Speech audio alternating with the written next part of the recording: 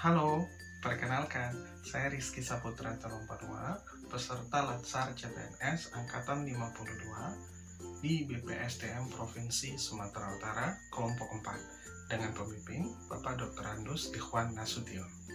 Hari ini, saya akan mengajak teman-teman semua untuk berdiskusi mengenai salah satu core value berakhlak, yaitu tentang berorientasi pelayanan.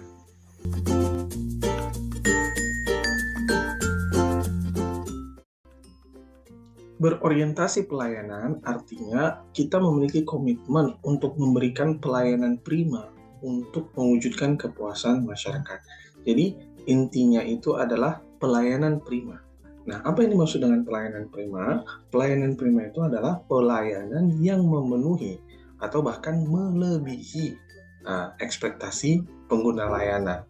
Nah, pemerintah sendiri itu sudah menyusun 3 panduan perilaku agar kita bisa melakukan core value berorientasi pelayanan. Pertama adalah memahami dan memenuhi kebutuhan masyarakat.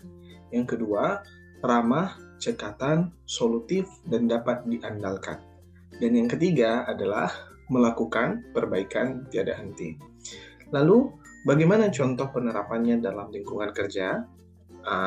Contohnya kalau misalnya saya sebagai seorang dokter umum di puskesmas adalah ketika memberikan pelayanan kepada pasien harus dengan sebaik-baiknya. Ketika pasien datang, kita sambut dengan ramah. Kemudian kita sapa, kita persilahkan duduk. Lalu kita lakukan anamnesis dan pemeriksaan fisik. Anamnesis itu artinya tanya jawab antara dokter dan pasien untuk menggali masalah pasien. Itu harus kita lakukan secara cermat agar kita benar-benar tahu apa masalah pasien, sehingga pada akhirnya kita bisa memberikan tata laksana yang sesuai. Kemudian setelah kita lakukan anamnesis dan pemeriksaan fisik yang cermat, kita lanjut dengan tindakan selanjutnya. Apakah kita tata laksana di puskesmas atau kita rujuk ke tingkat yang lebih lanjut. Nah, hal ini memenuhi panduan perilaku, ini memahami dan memenuhi kebutuhan masyarakat. Dan kemudian solusi yang kita berikan juga harus solutif dan dapat diandalkan.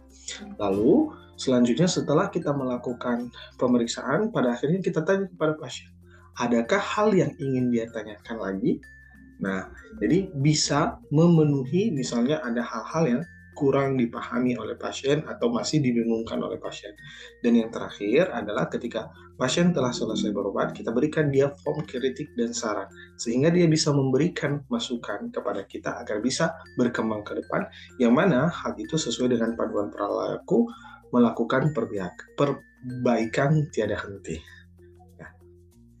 Nah, demikian podcast kita pada hari ini. Semoga semakin memberikan semangat untuk bisa menerapkan core value berorientasi pelayanan.